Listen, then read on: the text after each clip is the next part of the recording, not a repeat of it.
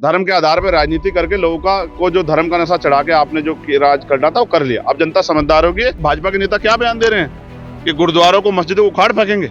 हमारी बिल्कुल प्राथमिकता ये है कि हम हनुमान जी बेनीवाल को चीफ मिनिस्टर बना के छोड़ेंगे। आपने समर्थन मांगा है कि जो है समर्थन दिया जाए इस गठबंधन को, किस तरह की उम्मीदें राजस्थान के अंदर? देखिए, पिछले 5 साल 2018 से लेकर 2023 जितने भी यहाँ किसानों की, नौजवानों की, महिलाओं के साथ जिस भी तरह की समस्या खड़ी, चाहे सीएचए के बच्चों का मामला हो, तृतीय श्रेणी टीचर का मामला हो, ईआरसीपी का मामला, कोई भी आंदोलन हो, वो एक तरफ भीम आर्मी आजाद समाज पार्टी मजबूत लड़ रही थी और दूसरे प्लेटफार्म से आरएलपी बहुत मजबूत लड़ रही थी। अब ये जो दोनों नदियां अलग अलग धार से इस लड़ाई को लड़ रही थी, अब ये इकट्ठी हो गई हैं, तो इनकी शक्ति बढ़ गई है।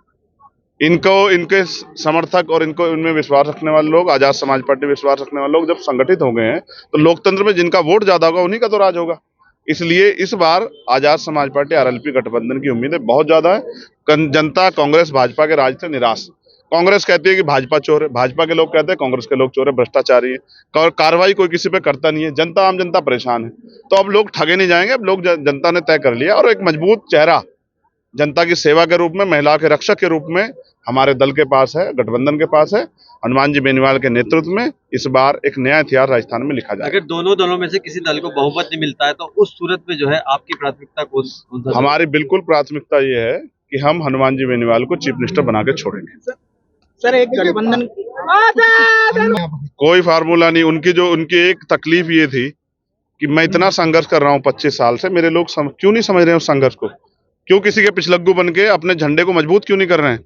लेकिन अब मैं जब आ गया हूं तो कमी पूरी होगी। अब हम दोनों भाई मिलके इनकी उस जो पीड़ा थी उसको मैंने हरने काम किया। अब इनके पास कोई पीड़ा नहीं, अब इनके पास एक ही पीड़ा है यहाँ की जनता की, और उसको इस बार हम हरने काम करें। नजर आएंगे मतलब कूल नहीं, अब बेनीवाल साहब यहाँ की जनता की समस्याओं को कूल कर देंगे और यहाँ की जनता जो है वो समस्याओं से, उनकी समस्या खत्म होगी, वो अधिकारों के साथ समान जीवन जीतेगी। फाइनल में इंडिया जीतेगी, आपने जिक्र किया। वर्ल्ड कप फाइनल भी भारत जीतेगी और हम लोग भी यहाँ राजस्थान में जीतेंगे। सर, आपके गठबंधन का उम्मीदवार है विक्रम गुर्जर देवली उनियारा से, उनकी पृष्ठभूमि कांग्रेस की रही है। क्या सपोर्ट करो, जीतते हैं तो क्या पता कांग्रेस में चल जाए? बहुत अच्छा सवाल है। तब तक कांग्रेस की पृष्ठभूमि, जब तक हमारे दल नहीं थे मजबूत, और जब हम इकट्ठे हुए तो उन्होंने कहा कांग्रेस भाजपा को छोड़ो, अपने दल की तरफ चलो, जो वास्तविकता हमारा सच्चा हितैषी है। अब वो यहाँ इसलिए आए हैं कि इन दलों से उनका कोई फायदा, इनको तो वोट देते बहुत दिन हो गए ना, लेकिन यहाँ की जनता तो परेशान है।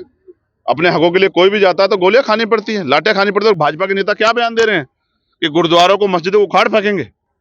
धर्म के आधार पर राजनीति करके लोगों को जो धर्म का नशा चढ़ा के आपने जो राज करना था वो कर लिया। अब जनता समझदार होगी।